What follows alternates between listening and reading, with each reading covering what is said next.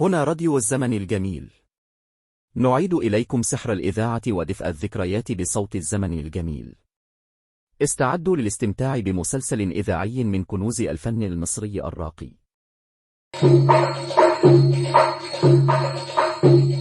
نستعمل ثروة فقط. ما تيجي يا ام حسن، اشحال ما كناش جيران يا اختي. تعالي بقى ريحي روحك واشتركي معانا. عيب يا ماما، دي خرافات. ما انا عارفه يا بنتي. ما تسمعيش كلامها. هتقولي امال جايه ليه؟ بيعالجوا الاكتئاب النفسي بالمارشات العسكريه. حقيقتهم يعالجوا الفشخره بتاعتهم اللي على الفاضي. مش هتيجي يا ست ام حسن ولا الشابه المتعلمه الست عايده منعاكي؟ دكسوه. في الحقيقه هو حب الاستطلاع اللي جابني مش اكتر. اتفضلي يا حبيبتي، ولا ده كمان ممنوع؟ يزيد فضلك، ما انا لسه شارب. لو كانت الفلوس اللي بتتصرف دي بتتصرف على حاجه مفيده. نفسي ابوكي يا عايده يشتغل مع الاستاذ درويش عشان نبقى زي دول. لا، علشان نلبس كويس واخوك يروح الرحله. ما هو راحه وخلاص. ما تعرفيش راحه ازاي؟ ازاي يعني؟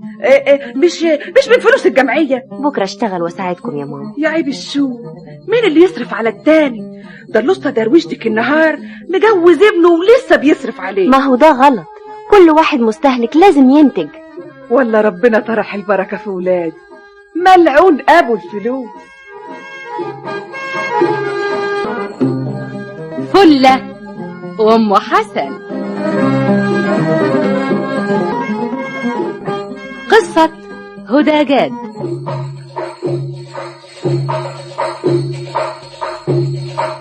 إخراج أحمد علام.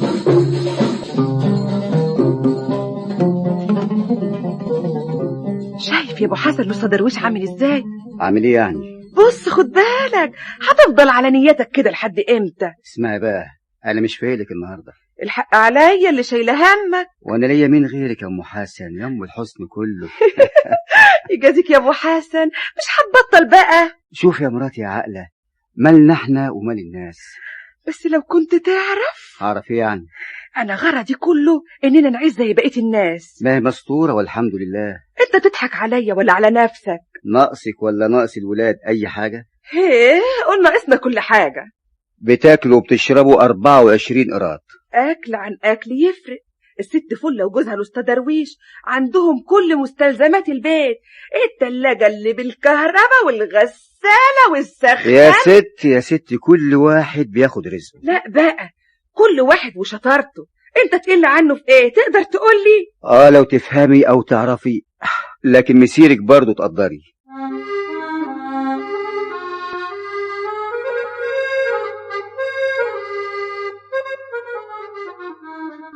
يا ست ام حسن، يا ست ام حسن، الله، يا ست ام حسن. نعم يا اختي، يلزم ايادها خدمه. النبي تشوفي لي عندك كام جرنان قديم. ما تيجي شويه بدل ما نتكلم من المنور والجيران تسمعنا. وانا عندي قولي.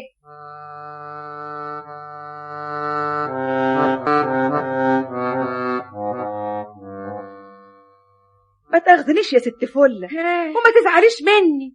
انت دايما تاخدي جرايد قديمه ليه؟ اذا كان ما عندكيش مش ضروري، بس ما تقطمينيش بالكلام. معاذ الله يا اختي، ده انت اختي. خلاص، اذا كان عندك كام جرنان قديمه اديني. اللي قولي لي يا ست فله، مش برضه الشغل في المطار كويس؟ يعني الاسطى درويش مستريح. انت شايفه ايه؟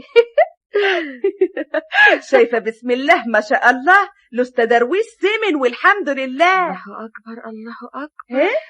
حسر عليه، بيشتغل ليل مع نهار. لكن المرتب، يعني بقول المرتب كويس. يعملوا ايه الكم ملطوش اللي بياخدهم؟ وانت عارفه سجاير وحدها بكام؟ ده ما بيتعاملش الا مع المستورد. لا حسد ولا قر، ربنا يزيدكم كمان وكمان. قلت ايه بقى؟ في ايه؟ الجرايد يعني؟ ايوه. حاضر يا اختي، عن اذنك دقيقه واحده. اذنك معاكي.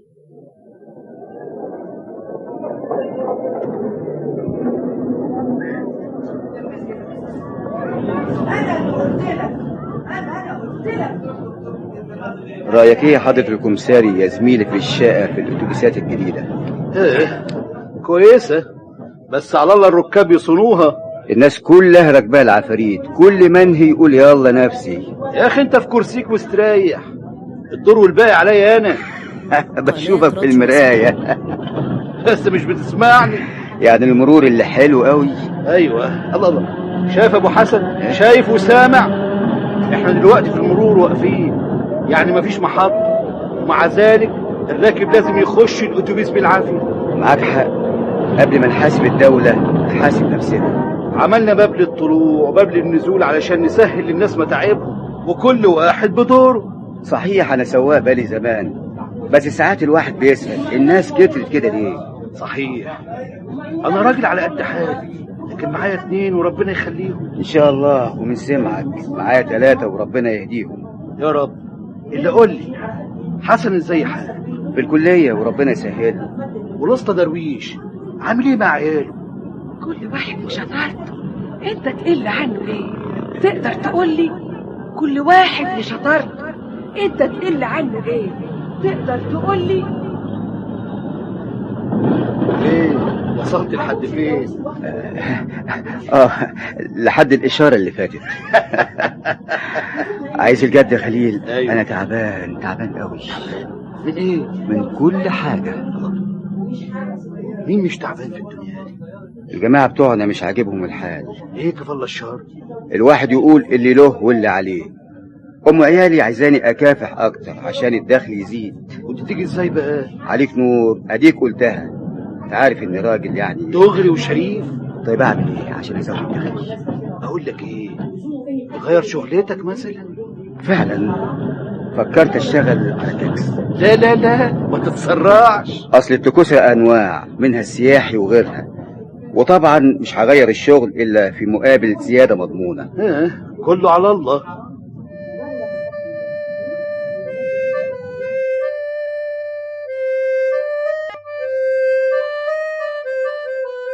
اسم النبي حرصه المعلم عتريس، شوفي بقى ازاي. بقى ازاي يعني؟ اللهم لا حسد ولا قر، شوفي سمن ازاي. حقنا نبخرهم. هما مين؟ كل اللي بيشتغل مع جوز النبي حرصه القسطى درويش. اللي قولي لي يا اختي، ها، هو المطار شكل كده لوحده؟ جرالك ايه يا ست ام حسن يا ام الاستاذ حسن اللي في الجامعه؟ كلامك كده مش راكب على بعض. وحياة غلاوتك ده انا مخي يوزن بلد بحالها. انما كل اللي بيشتغل في المطار نبص نلاقيه كده ما بين يوم وليله سمن، حكايه مخول المخ. شوفي يا اختي، الواحد مادام بيشتغل بذمه باللي يرضي ربنا يبقى باله رايق، ينام كويس، ياكل كويس، يشتغل كويس، علشان كده بيتهيألك انه سمن. الأكاد الواحد من دول يسمن بس عينيه دبلانة ووشه أصفر، يدي الحلق للي بلا ودان. هين عليك يا أبو حسن.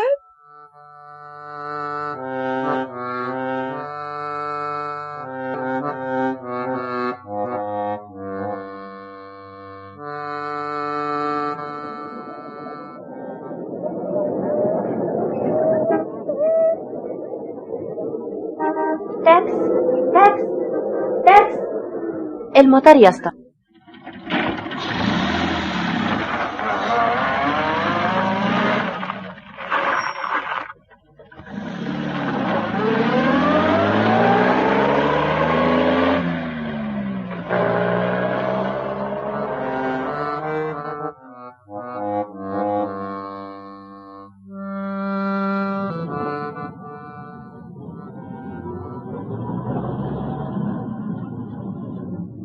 الله، مين؟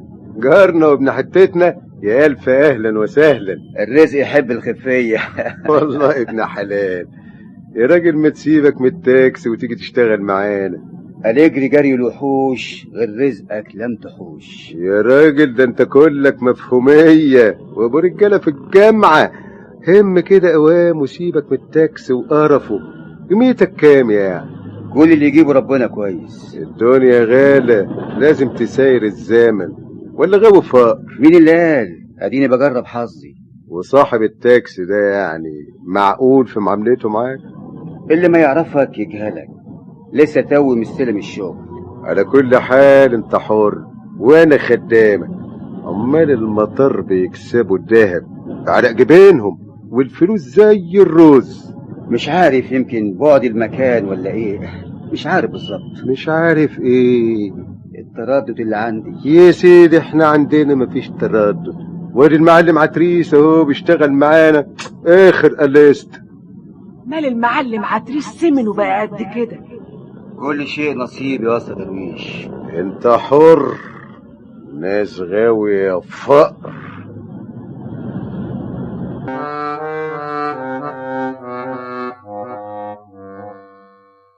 اهلا براجل البيت. اهلا. اهلا بيك يا ام حسن. اتفضل الغدا، والله ما رضينا نمسه الا لما تيجي. عامله لك فضلة خيرك فتة بالكوارع، انما ايه تاكل صوابعك وراها، كله من خيرك. السلام عليكم يا بابا. سلام ورحمة الله. عامل ايه في الكلية يا حسن؟ ابويا ده مكشوف عنه الحجاب. خير يا ابني؟ اصل الكلية عاملة رحلة. وماله يا ابني؟ روح وهيص. اطبخ يا جارية كلف يا سيدي. ده ام حسن بقالها مدرسة. انت مش فاهم قصده يا ابو حسن. هو كل كلمة لازم يبقى وراها قصد ومعنى؟ قرشين كده على ما أقصد. استنى عليا شوية. ما اقدرش اغير ميعاد الرحلة. للدرجة دي محتاج فلوس؟ ناس بتسمن من غير مناسبة، وناس هيجي لها الرزق لحد عندها وتقول لأ.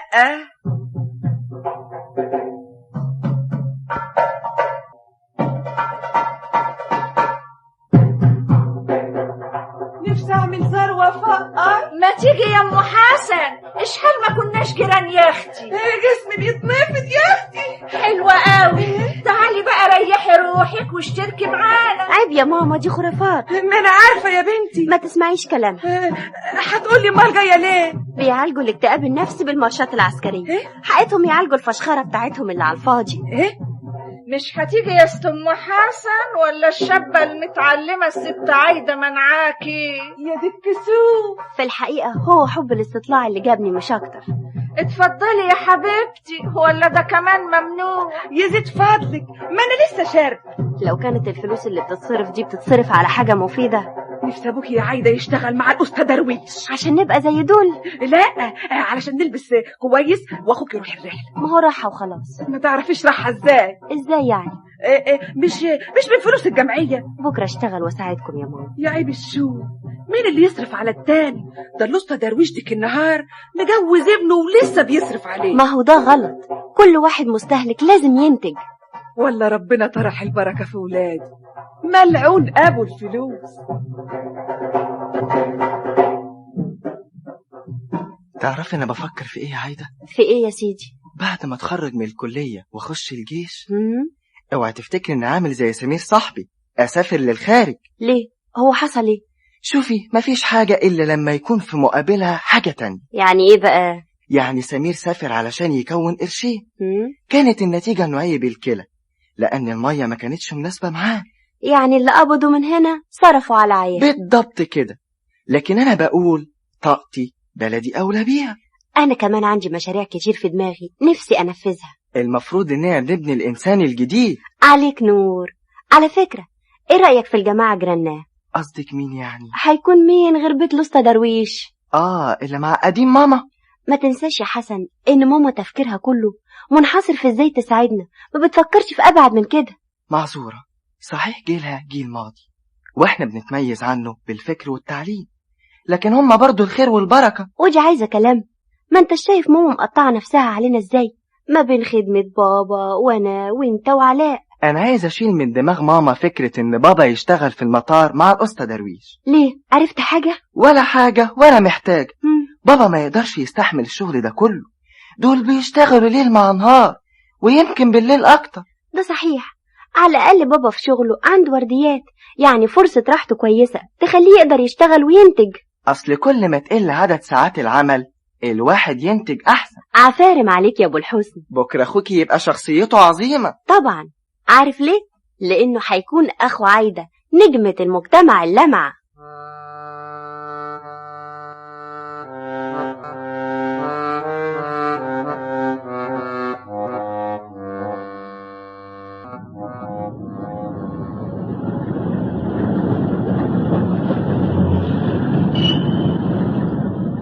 على فين ان شاء الله؟ على الهرم يا اسطى.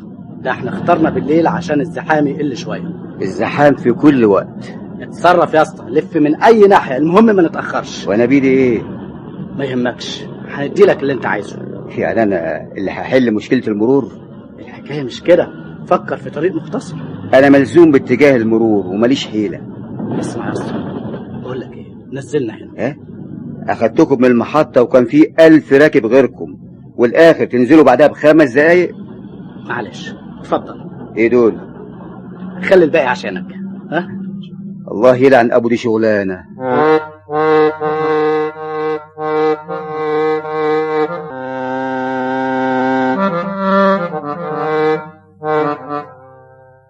إلا قول لي يا أبو درويش، أنت مصحين علينا ليه اليومين دول؟ ايه يا ولية؟ الله، ما بلاش ولية دي وقول لي يا مدام. مدام تحب بتنكر ليه؟ بجد صحيح، من ساعة الزار وانت مصحين علينا، والواد جلال كمان يا حبة عيني. اسمعي يا ولية، انتي محدش هيخسر العيال غيرك. جلال ده اللي بتتكلمي عليه مفروض انه راجل، جوزناه والحمد لله. عايزين نصرف عليه لحد امتى؟ يديك طولة العمر، هو احنا نسوي حاجة من غيرك؟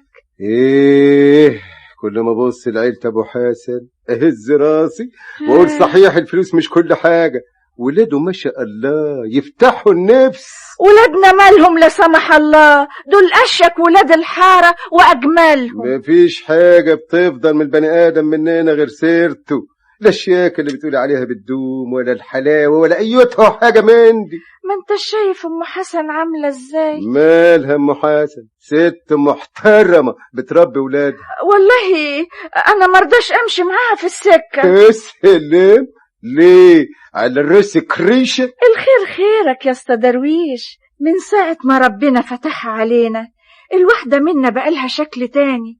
ما انت شايف اهل الحارة كلهم بيتحليطوا لي ازاي.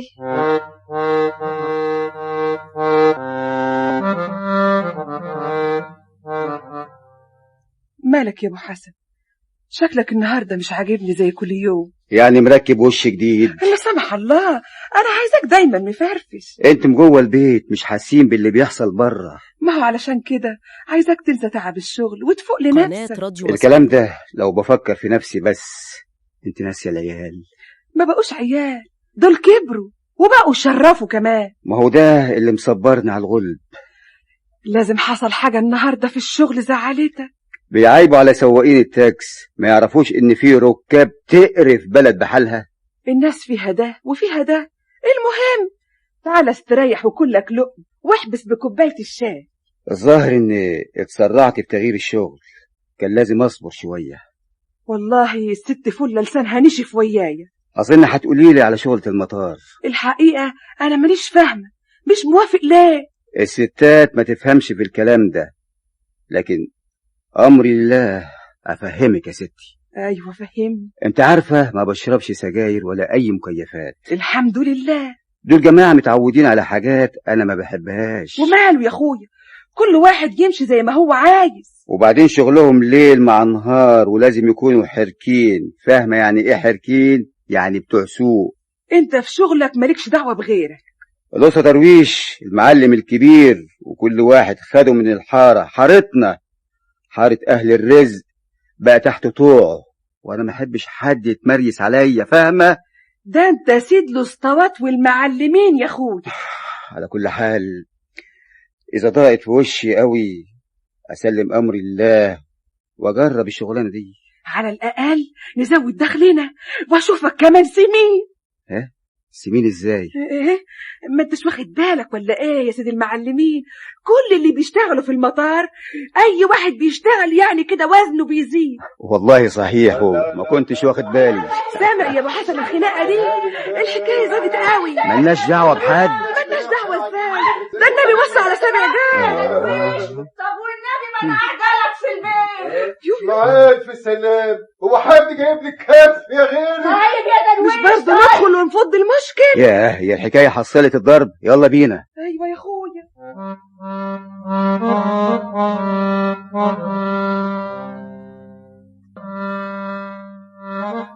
صوتنا وصل لحد عندكم طبعا. ده احنا اخوات، صلي على النبي كده وفضوها على خير. ما بدهاش بقى يا سيد الست، حرمنا اللي ما سميتها فل وهي مش محصلة حتى ريحة الفجر، عاملة زي المنشار، طالعة تاكل ونازلة تنشر. نشرت عظامي قبل لحمي، اعملها ايه؟ الفلوس مش مكفياها، اخرتها الزار والحاجات اللي بتعملها دي. والنبي يا اخويا اما كانت حته ليله. اسكت يا وليه، اسكتي بلاش فضايح. ايوه يا استاذ درويش، اتفضل كمل كلامك. عارف لا مؤاخذه الزار كلفني كام، وبشتغل ورديات بالليل كمان عشان خاطرها. الواحد يجوز الواد من دول عشان ما يعتلش هامه، الاقي نفسي بصرف على بيتين. كلها حاجات مقدور عليها. مقدور عليها ازاي؟ حلها ليه انت يا خفيف؟ بالنظام الميزانية بنظام. صحيح انا راجل على قد حالي، لكن ام حسن الله يحميها بقى عارفة بتصرف في اليوم كام، واول الشهر الكهرباء ليها حساب، الجمعية ليها حساب رخرة، مصاريف الولاد حتى المواسم بنعمل لها 1000 حساب من قبله. سامعة يا ولية، لأمك سمتك فلة؟ دي الست فلة نورت حارة أهل الرزق. الله يخليكي، ما انت حبيبة حبيبة والله يا ست أم حسن. خلاص بقى، فضينا بقى تحكمي. على فكرة يا معلم، واحد من رجالتنا اختلف معاي. قصدك مين؟ معلم عتريس. الصلح خير ومفيش مستحيل. لا فيه، اصل طماع. طب والحل؟ عليك نور، الحل في ايدك انت. ها حلوة دي، ده انا تبيني بقيت مهم قوي، ناس عايزاني احل مشكلة المرور، واديك انت راخر عايزني احللك المشاكل. لا والله مش عشان انت قدام، انا بعزك ابو حسن زي اخويا واكتر. ومن سمعك في كده في ايدي شغلانة مهمة، ما اضمنش معايا فيها حد غيرك. ان كان على دي بسيطة. خليك معايا امال، عايزك تشتغل معايا على طول. سيبنا افكر. هتفكر في ايه يعني؟ هي دي عايزة تفكير؟ شغلانة بسيطة، انت عارف طبعا انا ما بعرفش استقرا كويس. وانت ما شاء الله في الحساب بريمو. ما اكدبش عليك، سيبنا افكر، خصوصا صاحب التاكس راجل طيب وناوي كده يساعدني، الله يهديه. الشغل مستنيك وانا تحت امرك. على الاقل تسمك كده وتبطرخ زي ناس.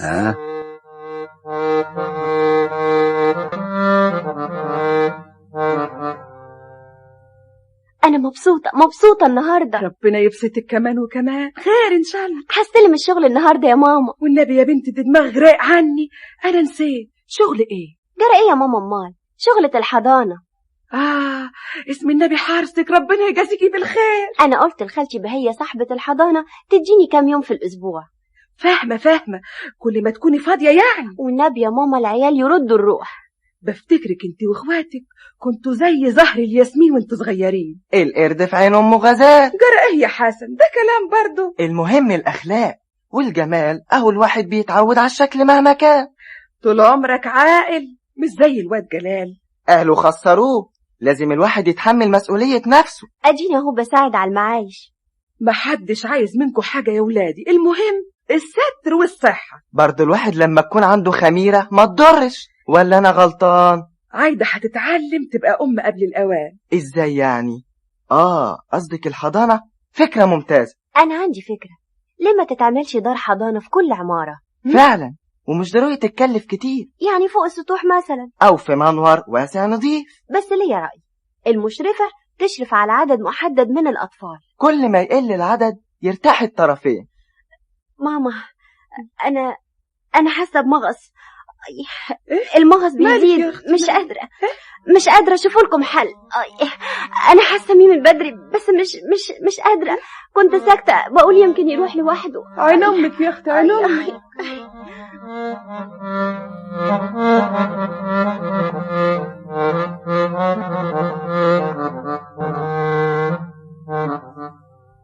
أنا عارف إيه اللي بيحصل لنا كده على غفلة. لازم نشوف قرشين يا بابا يجيب دكتور لعيد.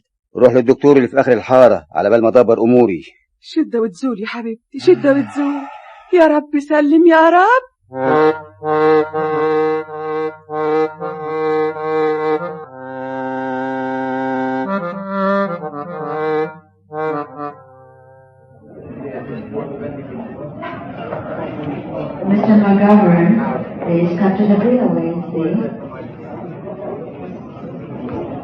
في الأسطى درويش فين؟ أنا عايزه ضروري.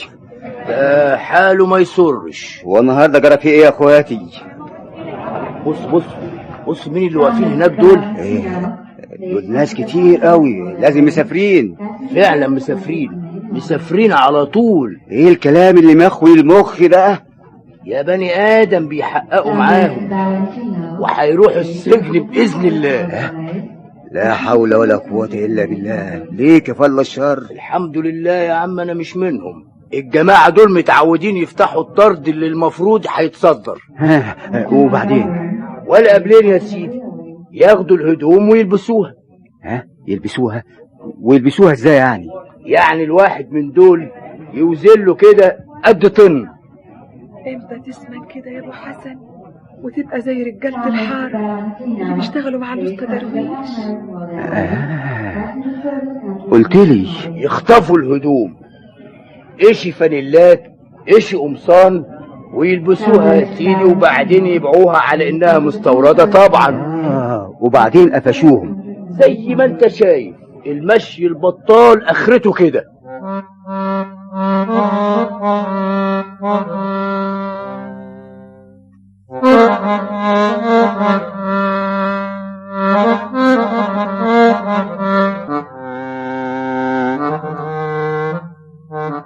مبروك يا عايدة، طلعت سليمة الحمد لله. الدكتور الله يسعده قال انها اكلت اكلة مش تمام. عمرها ما حصلت. انت عمرك يا ام حسن تعملي اكل زي كده؟ مظلومة والله، الحق عليا انا اللي قبلت طبق من عند الست فلة. كفاية اللي جرالهم. ربنا يكفينا شر الحرام. ام حسن. نعم. عودي كده كويس ولا عايزاني اسمن زي الأسطى درويش؟ ينقطع لساني، الله يلعن ابو السمنة اللي بالشكل ده. يعيش اهل الحارة كلهم ما عدا السمان منهم. لا دق يا مزيكا.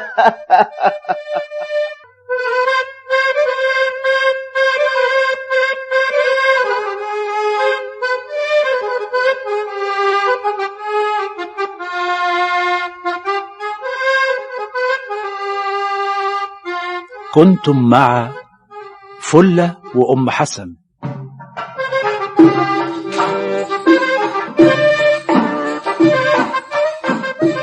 فلة وأم حسن سهرة قدمها لكم محمد شريف، علي عرابي، مصطفى هاشم، سهير رفعت، شفيقة عثمان، عصمت الشناوي، أحمد حسن، محمد عبد المنعم حسن، ونبيل محمد علي. الهندسة الإذاعية محسن وديع. فلة وأم حسن كتبتها للإذاعة هدى جاد، وأخرجها أحمد علام.